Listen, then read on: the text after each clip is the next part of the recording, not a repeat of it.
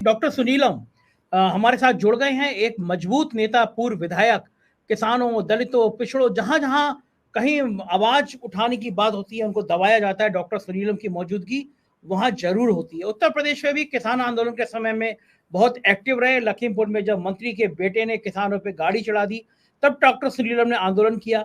बिलाल जैसे कह रहे हैं, बिलाल जी कह रहे हैं सुनीलम जी की उत्तर प्रदेश में बड़ी जिम्मेदारी है।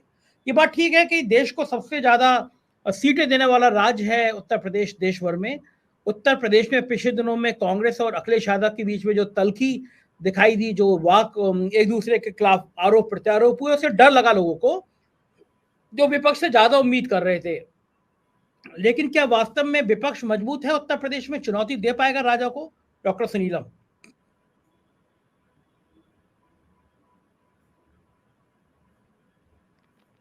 संजय जी, आप मुझसे कई गुना ज्यादा जानते हैं। इस प्रश्न का जवाब आप ही को देना चाहिए था। मैं मध्य प्रदेश का जवाब देता तो ज्यादा बेहतर रहता, लेकिन मैं जो उत्तर प्रदेश के बारे में ये समझता हूँ कि असल में जो जवाब देती है वो जनता देती है। किसके माध्यम से देती है वो बात अलग है। मुझको याद है कि हम लोग जो है जब मिस्टर क्लीन राजीव गांधी जो थे, जो 402 सीटें जिनकी आई थी, और उनको जब बोफर्स का मामला उनके ऊपर चिपक गया और जब निकले वीपी सिंह जी जब निकले, तो उस समय रामकृष्ण हेगड़े जी ने कहा कि मैं पहला सिपाही हूं, और फिर उसके बाद जॉर्ज फर्नांडिस ने कहा। तो हम लोगों को बड़ा गुस्सा आया। हमने कहा कि भाई ये कांग्रेसी नेता, इनके कहां से आप सिपाही बनने के लिए चले गए? जॉर्ज साहब से कार्यकर्ता लोग हम लोग लड़ने के लिए चले गए। उन्होंने कहा कि इस समय अगर कोई वीपी सिंह नहीं है तो हमको वीपी सिंह पैदा करना पड़ेगा, ये हमारी जरूरत है, तभी हम कांग्रेस को हरा सकते हैं। मेरा मतलब ये है कि आज क्योंकि जो है दशहरा है और रावणों के वध पूरे देश में किए जा रहे हैं, तो जनता अगर ये तय कर लेती है कि इस समय का जो सबसे बड़ा ईवल है, समाज को बांटने वाला, समाज में गैर बराबरी बढ़ाने वाला, हिंसा को पैदा करने वाला, बेरोजगारी और महंगाई को चरम पर पहुंचाने वाला, अगर लोगों को ये लगने लगा है कि इससे मुक्ति पानी चाहिए, तो मुझे लगता है कि कोई ना कोई माध्यम वो बन ही जाएगा।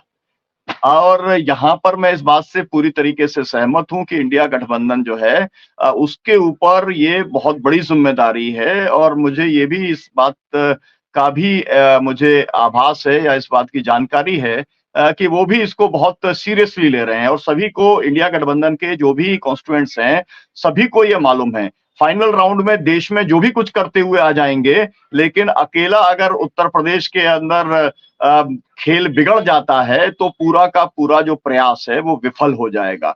और इसलिए आपने ये देखा होगा कि अखिलेश यादव तो बार बार जो है वो इंडिया गठबंधन की बात बार बार करते हैं। उनकी तरफ से एडजस्टमेंट की बात है, उन्होंने कभी भी इससे इनकार करने का काम नहीं किया है। अब 5 राज्यों के अंदर भी अगर इस तरीके का एडजस्टमेंट हो जाता तो बहुत अच्छा रहता। कल रात को भी जब कुछ कार्यक्रमों में मैं था तो वहां पर लोग बता रहे थे कि बिल्कुल नहीं, अभी खबर आ गई है हमारे पास में कि हो गया। लेकिन आज भी कई लोगों को जो है वो समाजवादी पार्टी का जो है चुनाव चिन्ह अलॉट करने का काम हुआ, तो जब 41 से मेरे को लगता है कम से कम 50 सीटों तक बात हो गई। अब दिक्कत वहां पर यह आ रही है कि एक तरफ तो कांग्रेस के अंदर दिग्विजय सिंह अखिलेश यादव जी की प्रशंसा कर रहे हैं, दूसरी तरफ जो है मतलब बातचीत का एक प्रयास भी चल रहा है, लेकिन जिसे कहते हैं कि कोई एक जो जहां से शुरुआत हुई थी, 6 सीटें समाजवादी पार्टी को, 1 सीट सीपीआई, 1 सीट सीपीएम को, और अगर इतनी सी बात हो जाती तो मुझे लगता है कि गठबंधन इंटैक्ट रहता और उसका बहुत बढ़िया पॉजिटिव इम्पैक्ट न केवल मध्य प्रदेश में जाता बल्कि पूरे देश के अंदर उसका असर होता। तो अब अभी भी वो एक अनिश्चय की स्थिति बनी है, लेकिन दोनों तरफ से जिस तरीके के बयान आए हैं उससे ऐसा लगता है कि अब ये जो है एक किस्म का टकराव आगे बढ़ने वाला नहीं है, और एक तरीके का पीस जो है वो हो जाएगा या हो गया है।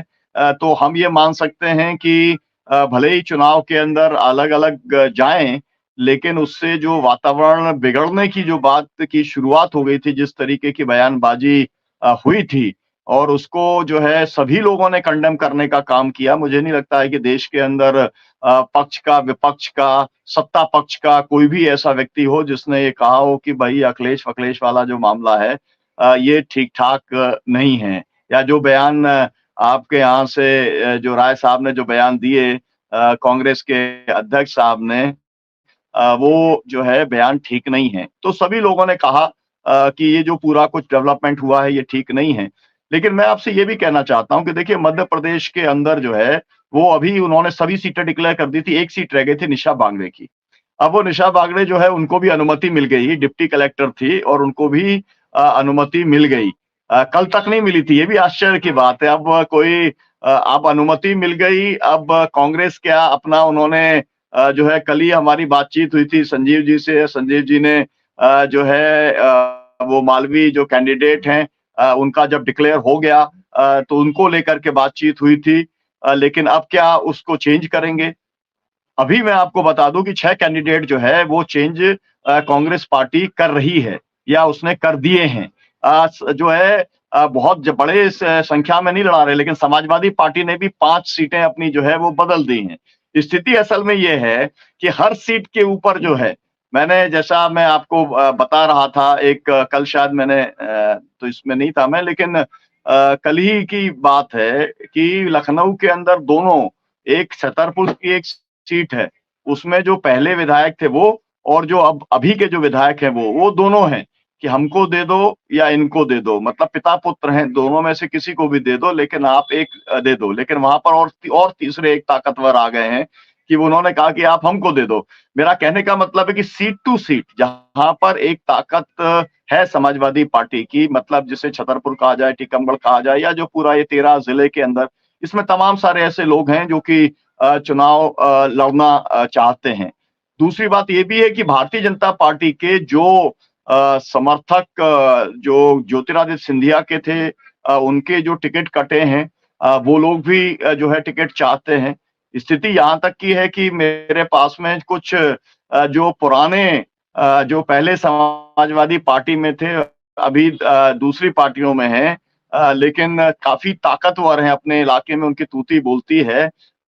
उनका भी मेरे पास में फ़ोन आया, उन्होंने कहा कि भई अगर हमारा टिकट अगर हो जाए तो हम भी लड़ने को तैयार हैं। मतलब ये है कि माहौल इस समय ऐसा बना हुआ है कि एक तरफ तो कमलनाथ जी के यहाँ पर अब संजीव जी ज़्यादा बेहतर बताएँगे कि वो सब लोग जो वहाँ पर धरना दे रहे थे या जो लोग पुतले जलाने का काम कर रहे थे, वो सब ठीक हुआ या नहीं हुआ। लेकिन ये माहौल अभी मध्य प्रदेश के अंदर 44 सीटों के ऊपर कांग्रेस का बना हुआ है, 22 सीटों के ऊपर भारतीय जनता पार्टी का बना हुआ है, जहाँ पर जबरदस्त असंतोष चल रहा है और वो लोग अभी तक हार नहीं मानी है। अब ये है कि पार्टियों का इस पूरा तंत्र जब सक्रिय होता है तो बहुत सारे लोग उसमें शांत हो जाते हैं। लेकिन बहुत सारे लोग जो है वो चुनाव लड़ने की नंद कुमार चौहान यहाँ पर नंद सिंह चौहान, है ना? उनके बेटे ने हर्ष सिंह ने जो है उसने घोषणा कर दी कि जो है मैं निर्दलीय चुनाव लड़ूँगा। वो जो व्यक्ति भारतीय जनता पार्टी का 2-2 बार जो है प्रदेश का अध्यक्ष रहा हो उनका ही बेटा अगर जो है निर्दलीय चुनाव लड़ता है, ऐसे तमाम सारे लोग हैं।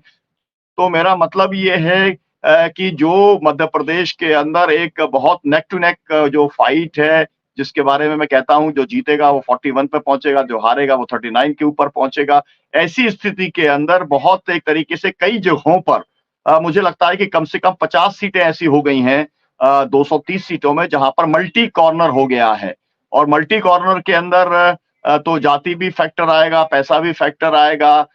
यहाँ पर एक ये भी सवाल आ रहा है जो हेलीकॉप्टर हैं, हेलीकॉप्टरों के रेट के बारे में यहाँ पर जो सोशल मीडिया में चल रहा था, हेलीकॉप्टर का रेट जो है वो डबल हो गया है और जो लोग हेलीकॉप्टर लेने की कोशिश कर रहे हैं, उन्हें हेलीकॉप्टर वाली कंपनी बता रही है कि भाई सभी हेलीकॉप्टर बुक हो गए हैं, तो हेलीकॉप्टर भी नहीं मिल रहे हैं। तो इसलिए मतलब मामला ये है कि भाई पहुँचेंगे कैसे नेता? ट्रेनों से तो पहुँच नहीं सकते हैं, गाड़ियों से तो पहुँच नहीं सकते हैं। विपक्ष के सामने ये भी एक बहुत बड़ी दिक्कत आने वाली है, मतलब रिसोर्सेस की या एक कैंपेन करने की दिक्कत। फिर ये भी है कि जो पैसा जिस तरीके से हमारी जानकारी के अंदर अभी तक आया है कि मिनिमम 2-2 करोड़ रुपया तो अभी एक तरीके से भारतीय जनता पार्टी ने तय कर दिया है। अब उसके आगे वो कितना ले जाएँगे, कहाँ तक ले जाएँगे, ये पता नहीं है। तो कांग्रेस पार्टी क्या ये कर पाएगी?